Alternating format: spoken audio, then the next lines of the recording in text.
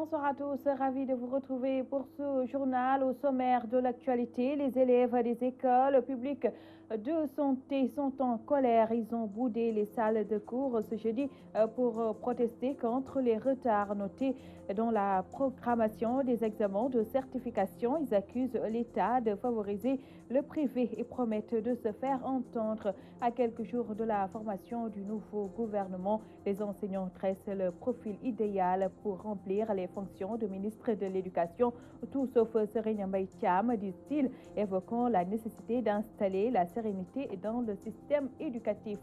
Assassinat de musulmans en Nouvelle-Zélande. Le professeur Ababacar Samb dénonce le silence coupable du monde musulman. Cet ancien ambassadeur du Sénégal au Caire pointe du doigt l'OCI.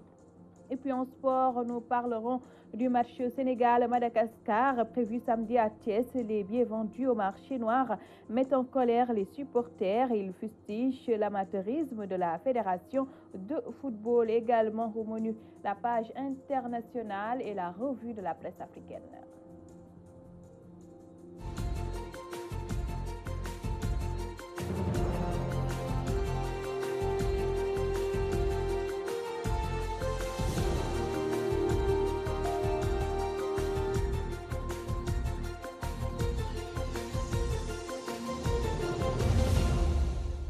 Merci de vous joindre à nos très remontées contre les autorités étatiques. Les élèves des écoles publiques de santé ont décrété ce jeudi une journée morte sur l'ensemble du territoire national. Ces grévistes dénoncent les retards notés dans la programmation de la deuxième session des examens de certification. Hassan Ndiaye, leur porte-parole, explique au micro de Mamou Gassama. Si nous sommes réunis aujourd'hui, c'est juste pour revendiquer deux choses. La première, c'est l'organisation de la deuxième session de certification 2017-2018 qui tarde à se faire parce que les résultats étaient sortis depuis le 31 décembre et jusqu'à présent, ils n'ont pas organisé de deuxième session. Pour nos aînés qui sont là, qui sont en train d'attendre décembre, janvier, février, mars, bientôt 4 mois, on n'a pas organisé de deuxième session. La deuxième chose, c'est la séparation des examens avec le privé. Parce que si on en est là aujourd'hui, c'est justement ça.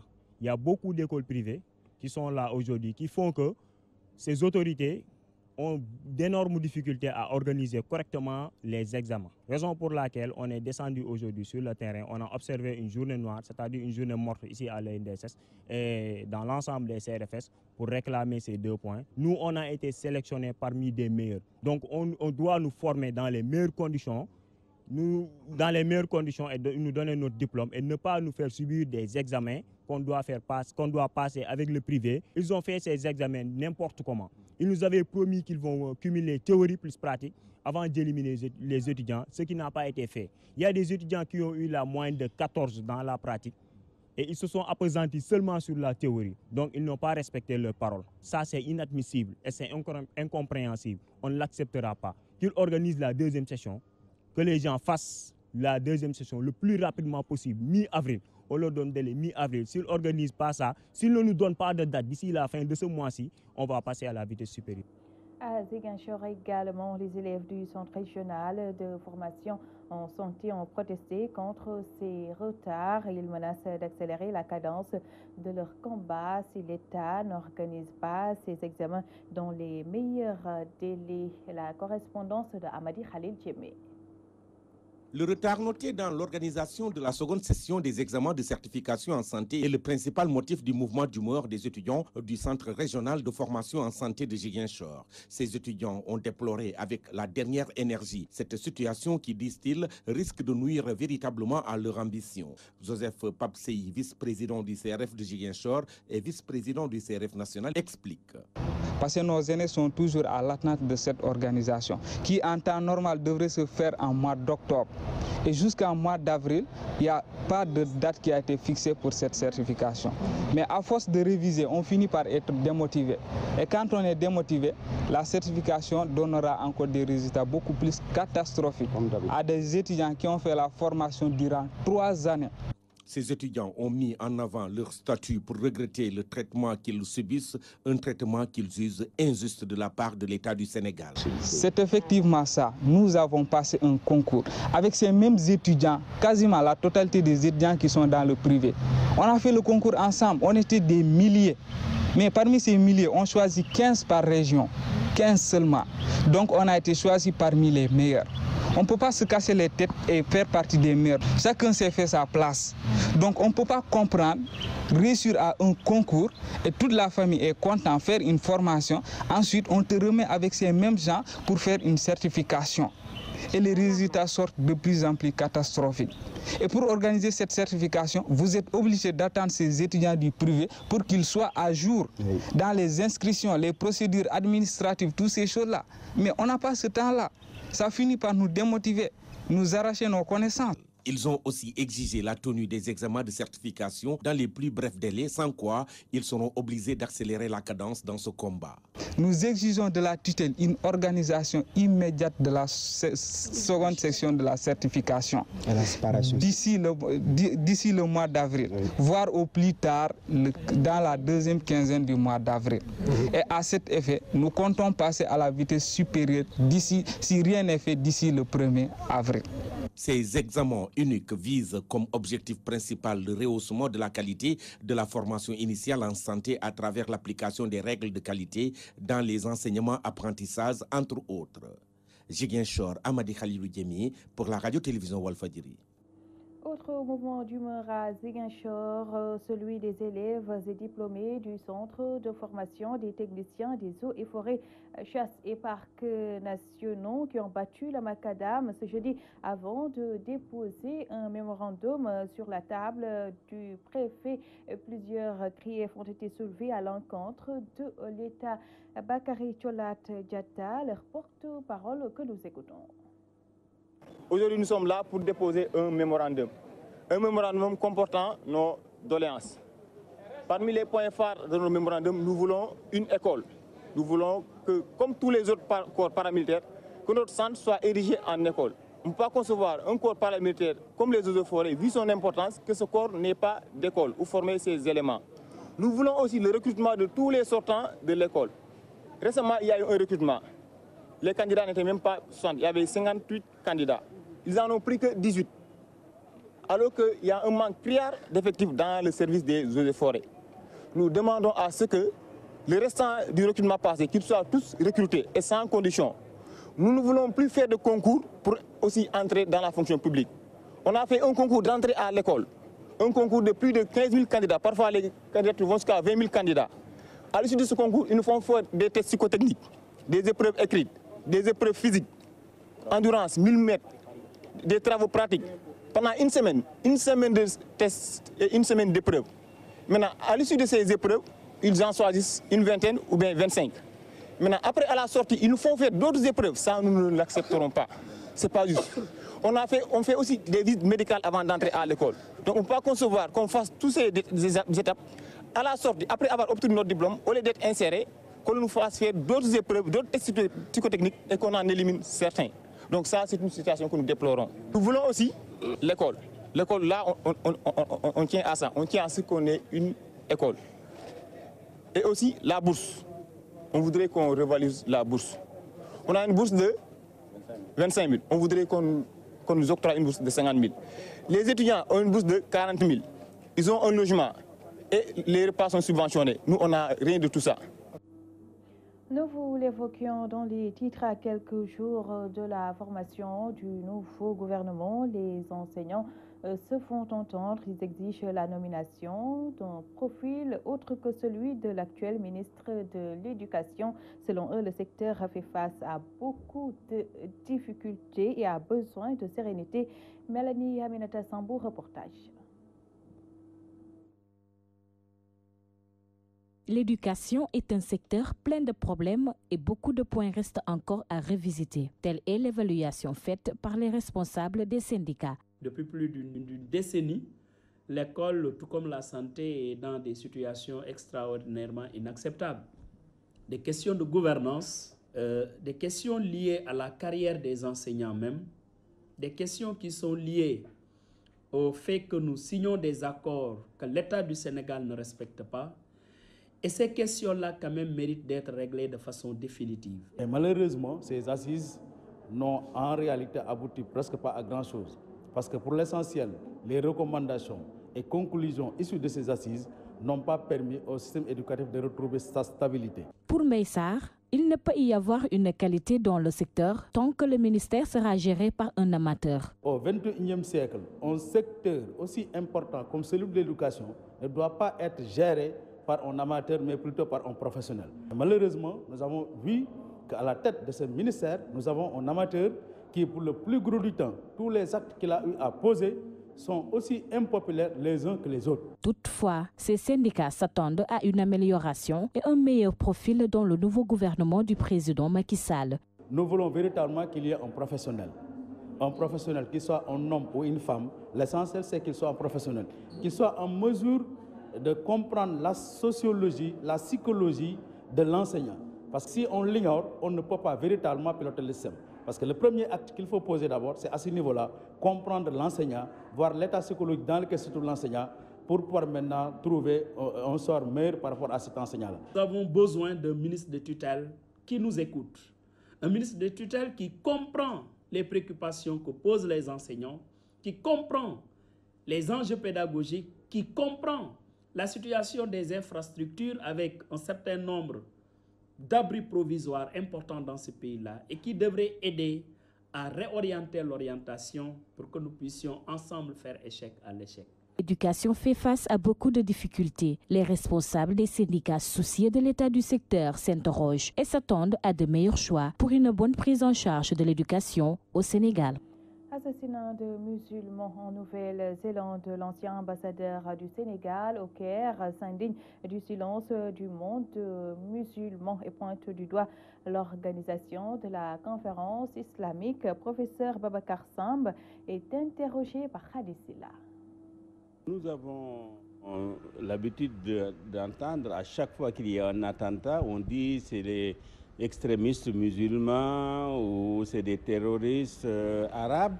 Et aujourd'hui, c'est le cas contraire. Donc, c'est un terroriste néo-zélandais qui a un passif très connu de la police et tout le monde, mais il n'était pas en surveillance, paraît-il. Il y a les intérêts des États-Unis dans cette partie du monde et de l'Europe de manière générale, mais cela ne peut pas expliquer vraiment ce silence, parce que la Turquie a bien entendu des intérêts avec les États-Unis, avec la Grande-Bretagne, avec tous les pays européens, mais ça ne lui a pas empêché d'être indépendant et de dire que cet attentat, non seulement ce n'est pas un incident, mais c'était organisé. Il appartient aux musulmans, il appartient aux Arabes de défendre l'islam.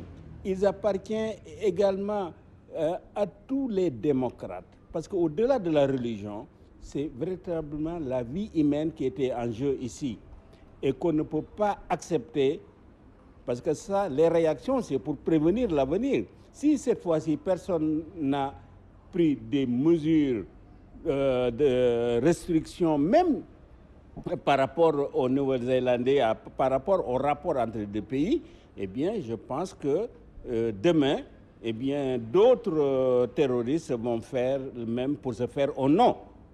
Hein? Donc je crois que ça, c'est déplorable de voir qu'il y a une certaine complicité du monde arabo-islamique par rapport donc à ce massacre.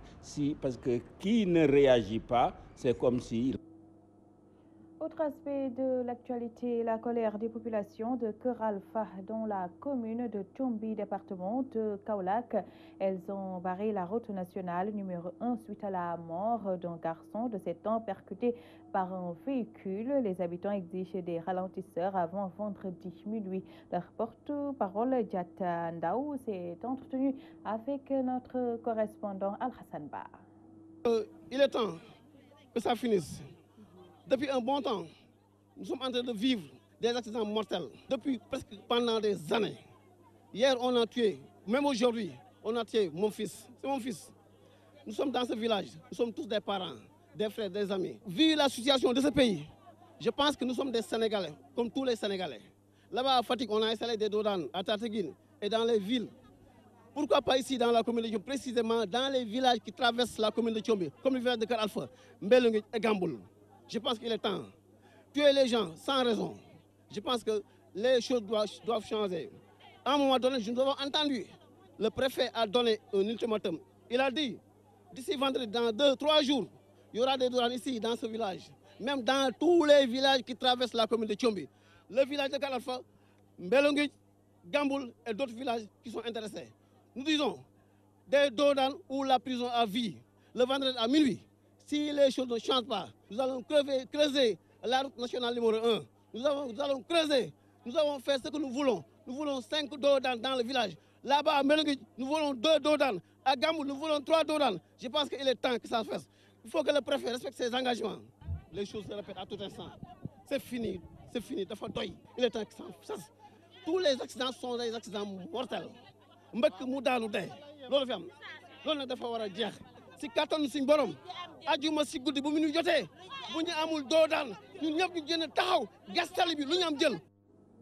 La cohabitation entre automobilistes est de plus en plus difficile. Les gestes malheureux et injurieux accompagnés d'insultes de plus en plus courants. La semaine nationale de la courtoisie au volant est donc une occasion de s'interroger sur le rôle des auto-écoles. Gérants et moniteurs se prononcent dans ce reportage signé Mam Khadi Djerifal. La cohabitation entre automobilistes est de plus en plus difficile et les gestes obscènes ou injurieux accompagnés d'insultes de plus en plus courants. Pourtant, la courtoisie au volant est une partie intégrante de la code de la route selon Moustapha Sangaré, gérant d'auto-école. La courtoisie est une partie intégrante du code de la route. En fait, beaucoup de gens, mais c'est une partie intégrante du code de la route que les gens doivent appliquer, d'accord, pour mieux circuler et pour mieux bénéficier de la bonne ingérence au niveau de la circulation automobile. Un élève qui vient chez moi, mal comporté, qui ne s'habille pas bien, là je ne le prends pas. Un élève qui ne parle pas bien, je le fais descendre de la voiture. Un élève qui se comporte très mal en salle, qui met ses pieds par exemple au-dessus d'une chaise ou truc, moi je le renvoie. C'est un prière, je ne peux pas vous dire, mais les élèves qui ont été avec moi peuvent témoigner de cela. Le moniteur d'auto-école a en charge l'enseignement pratique de la conduite courtoise, Martar Gueye, moniteur d'auto-école. Le code, c'est comment se conduire au volant par rapport aux autres. C'est l'ensemble des signalisations qui sont réglementées. Les gens qui font du n'importe quoi, on doit seulement mettre des sanctions pour cela. Il est de la responsabilité de chaque conducteur d'adopter un comportement responsable. C'est du moins l'avis de ce gérant d'auto-école. L'indiscipline n'est pas, c'est pas de l'auto-école, c'est la personne elle-même. Mais tous les usagers de la route doivent savoir et avoir le bon comportement. Par rapport à soi-même et par rapport aux autres. Ça, c'est normal, c'est quelque chose d'humain, comme on peut le dire. En dehors de leur mission d'apprendre la conduite et le respect du code de la route à toute personne qui passe son permis, les agents d'auto-école sont bien conscients de leurs responsabilités par rapport au comportement de certains conducteurs. Mam Khadi Djerifal, lancement à Louga du projet d'éducation à la citoyenneté mondiale et solidaire organisé par le Festival international de folklore et de percussion et une ONG belge. Ce projet va sélectionner 150 jeunes Sénégalais et Belges pour les éduquer dans une dynamique de construction citoyenne. Babacar Sarr, le président du FESFOP, est avec Omar Kairé. Le vivre ensemble, la tolérance, la paix, le co-développement, tout ça, ce sont des axes dans la construction citoyenne. Donc notre programme vient à côté de l'éducation intramuros. Ce que nous faisons, nous, c'est en extramuros. C'est une éducation au sens global du terme, avec des thématiques générales, construction citoyenne, migration, gouvernance, bonne gouvernance. Donc toutes ces thématiques-là sont agitées avec les jeunes toute une année. Mais nous avons démarré les formations en janvier. Nous avons mensuellement des formations sur ces thématiques avec des personnes ressources qui les encadrent. Ça se fait à Louga et à Bruxelles. Mais en juillet, nous aurons un do it. Nous le pouvons. Les jeunes belges et lougatois et sénégalais seront ensemble ici à Louga une quinzaine de jours durant et seront dans des immersions économiques, sociales, primaires, culturelles, familiales. Ils se jaugent, ils se frottent de la manière la plus simple, la plus concrète, mais la plus conviviale pour qu'ils sachent ensemble qu'ils doivent construire le monde de demain. Mais ça se construit, le monde de demain, ça fait à partir d'aujourd'hui. Nous avons vu ce qui se passe en Nouvelle-Zélande. Un jeune de 28 ans qui presque une cinquantaine, mais c'est parce qu'il croit à des choses bizarres, à des bizarreries. Mais nous anticipons sur ça. En tout cas, nous voulons contribuer à cette émergence d'une conscience citoyenne mondiale. Le chef religieux Serigne Abdou Mbacké Mbacké a profité de la célébration du Magal dédié à Serigne Khassim pour dénoncer le processus de recolonisation du Sénégal par la France.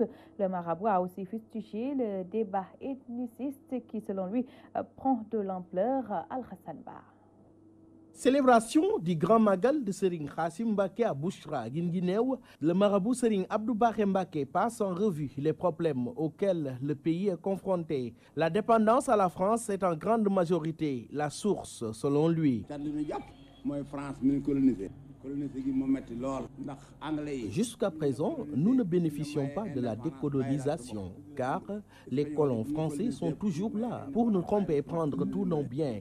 Ils sont les seuls à vouloir continuer cette colonisation, car les autres colons ont cédé depuis lors. On doit tout faire pour ne plus être dépendant de la France. On ne fait que subir la loi du plus fort. On ne gagne rien dans cette collaboration avec ces Français. Je vous assure, notre pays ira mieux sans eux.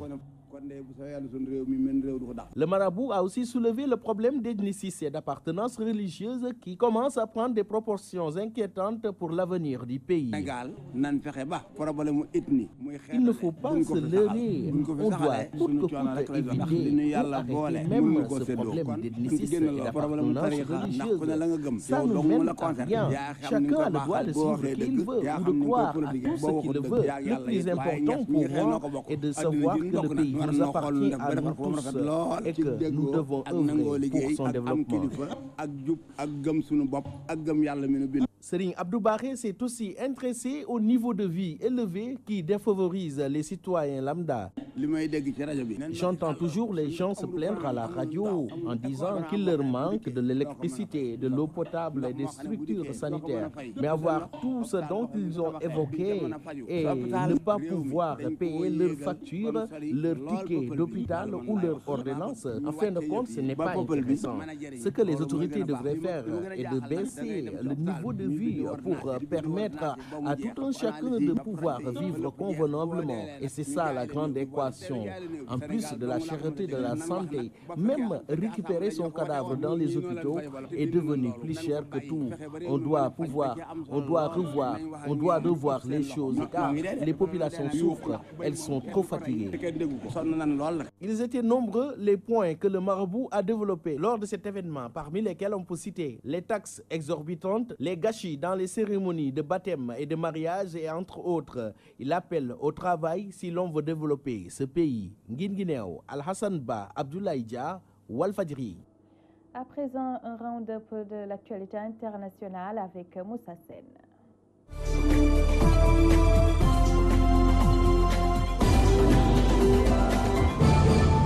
Au moins 217 personnes sont mortes au Mozambique et 139 au Zimbabwe, deux pays où les rescapés continuaient jeudi à enterrer leurs morts. Des milliers de personnes restent encore isolées. L'accès est rendu difficile par les eaux qui recouvrent désormais des ponts entiers dans la région jusqu'à 6 mètres parfois. Le Bureau des affaires humanitaires des Nations Unies a prévenu la persistance des pluies dans les jours. À noter que la situation va probablement empirer. Les dirigeants européens ont mis le Royaume-Uni au pied du mur ce jeudi en avertissant qu'un nouveau rejet de l'accord de Brexit par les députés britanniques déboucherait sur un divorce chaotique à 8 jours de la date. Le président du Conseil européen Donald Tusk a conditionné le report réclamé par la première ministre l'adoption de l'accord qu'elle veut soumettre pour la 3e fois aux élus britanniques aussi vite que possible. La dirigeante conservatrice veut obtenir de ses homologues un report de 3 mois jusqu'au 30 juin juin de la date de divorce censée avoir bien le 29 mars. L'ancien président brésilien Michel Temer a été arrêté dans le cadre de l'enquête anticorruption à Sao Paulo, annonce faite ce jeudi par plusieurs médias brésiliens. Michel Temer, qui avait quitté le pouvoir à la fin de l'année 2018 après 2 ans et demi de son mandat, fait l'objet de diverses enquêtes pour corruption et il devrait être transféré vers Rio de Janeiro.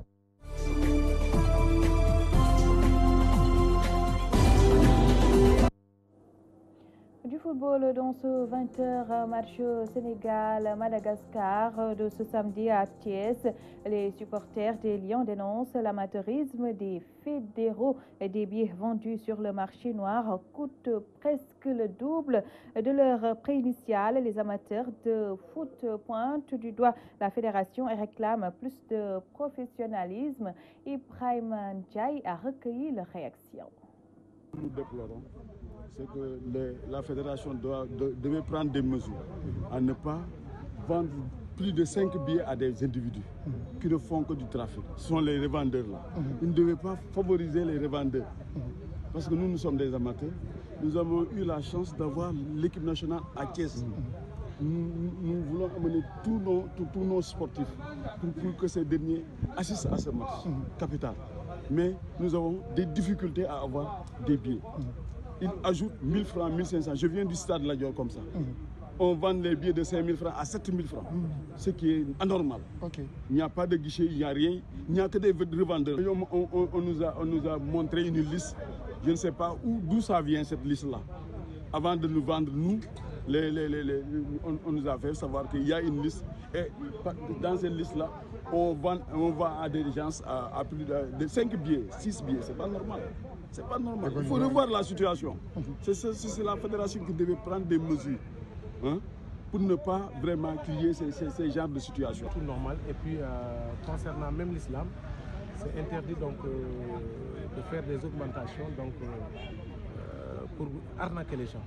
Puisque donc les gens ont besoin des billets, donc ils ont la nécessité de vendre les billets normalement comme l'organisation l'a fait.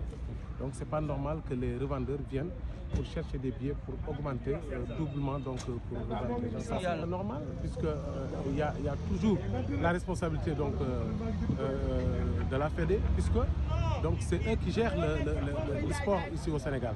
Donc il faudra qu'ils prennent leurs responsabilités et voir les lacunes pour redresser quand même ultérieurement que ça ne se passe pas quoi. Ça ne se passe plus. Donc j'espère que ça c'est mieux quoi. On en vient à la dernière ligne droite de cette édition, la revue de la presse africaine, une présentation de Safiatou Cissé.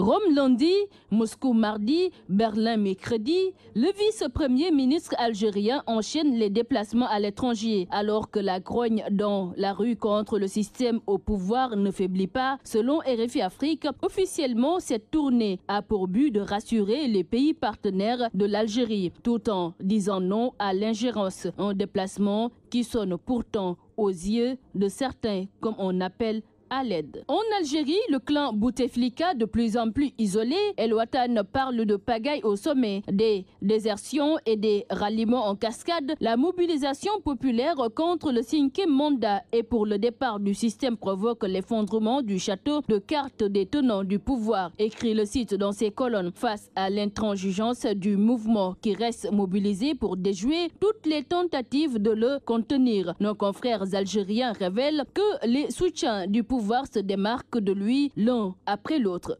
Réunis en plénière, les députés béninois ont examiné les propositions retenues par le comité partenaire pour sortir de l'impasse et parvenir à des élections législatives inclusives, telles que souhaitées par Patrice Talon le 6 mars dernier. Jeune Afrique qui livre l'information souligne d'ailleurs que la révision de la Constitution ne fait pourtant pas l'unanimité. Ici, Lomé.com pour sa part informe que le gouvernement togolais a finalement pris au sérieux les nouvelles menaces des syndicats des enseignants. À Lomé, les responsables des syndicats de l'enseignement ont rencontré certains membres du gouvernement. Sur ce, le site renseigne que les discussions ont essentiellement porté sur les primes de 2 milliards de francs CFA CFA qui devraient être octroyés aux enseignants pour le compte de l'année 2019. Au cours de cette réunion, le ministre en charge de la fonction publique a rassuré les responsables des syndicats de l'enseignement qu'une première partie des 2 milliards de francs CFA leur sera versée d'ici fin juin et la deuxième partie vers la fin de l'année 2019. En ce qui concerne les enseignants retraités, le ministre de l'économie et des finances procédera au paiement des salaires de manière rétroactive dans les meilleurs délais, indique le gouvernement. Les autorités ont également promis de signer dans un bref délai la convention entre les pouvoirs publics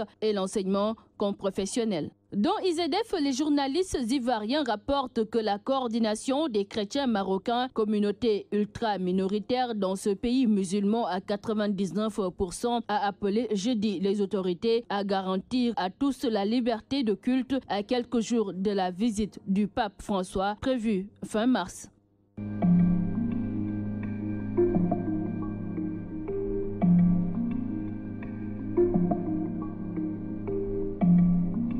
C'était l'édition du 20h. Merci à vous de l'avoir suivi. Vous aurez à 21h votre émission Dîner avec Diamano avec Ousmane Sen. Très bonne soirée à tous.